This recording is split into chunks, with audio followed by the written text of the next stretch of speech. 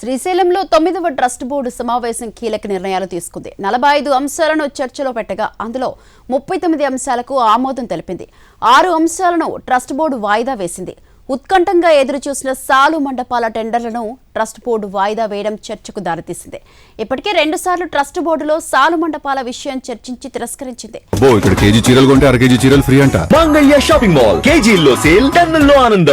ఇప్పటికే సాలు మండపాల విషయంలో టెండర్లు పిలవగా 3 కంపెనీలు కూడా పాల్గొన్నాయి. ముందుగా భక్తులకు toilets, queue complex, amenities complex నిర్మించిన తర్వాతే సాలు మండపాల నిర్మాణంపై ముందుకెళ్లాలని బోర్డు నిర్ణయించింది. ఆగస్టు 15 నుంచి ప్రోటోకాల్ దర్శనాలలో మార్పులు చేస్తున్నామని తెలిపింది. టీటీడీ తరహాలో 48 గంటల ముందు సిఫారసు లేఖ వస్తేనే ప్రోటోకాల్ దర్శన టికెట్లను జారీ చేసేలా చర్యలు చేపట్టారు. శాకాంబరి ఉత్సవ నిర్వహణపైన చర్చించామన్నారు trust board chairman Pothugunta Ramesh Naidu. August 15 నుండి ప్రోటోకాల్ దర్శనాల్లో సంస్కరణాత్మక మార్పులు తీసుకొస్తున్నాం. వర్షాభావ పరిస్థితులు తొలగేందుకు ఆగమ శాస్త్రానుసారంగా వరుణయాగ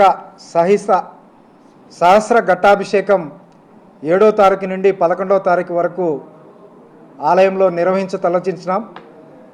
దేవస్థానం దత్తత దేవాలయమైన కడప జిల్లాలోని జ్యోతి సిద్ధవటేశ్వర ఆలయంలో ఆలయ అభివృద్ధి పనులకు చేయడానికి ఈ ధర్మకర్తల మండలిలో నిర్ణయం తీసుకోవడం జరిగింది. అలాగే ఆగస్టు 7న కొలన భారతి క్షేత్రంలో శాకంబరి ఉత్సవాలు కూడా నిర్వహించడానికి ఈ ధర్మకర్తల మండలిలో నిర్ణయించడం జరిగింది. ఈరోజు జరిగిన ఈ ధర్మకర్తల మండలి సమావేశంలో మొత్తం 45 అంశాలు చర్చించబడ్డాయి. వీటిలో 39 అంశాలు ఆమోదించబడ్డాయి.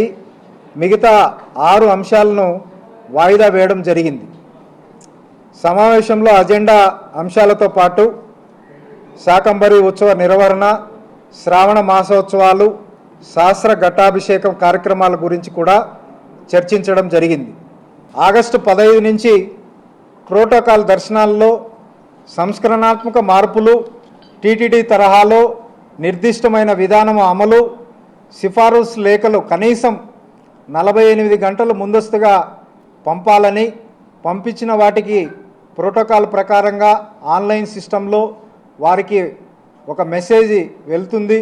ఆ వచ్చిన మెసేజ్ ప్రకారంగా వారు ఆన్లైన్లోనే పేమెంట్ చేసి టికెట్ డౌన్లోడ్ చేసుకొని దర్శనానికి వచ్చే విధంగా పూర్తి పారదర్శకతతో దీన్ని అమలుపరచు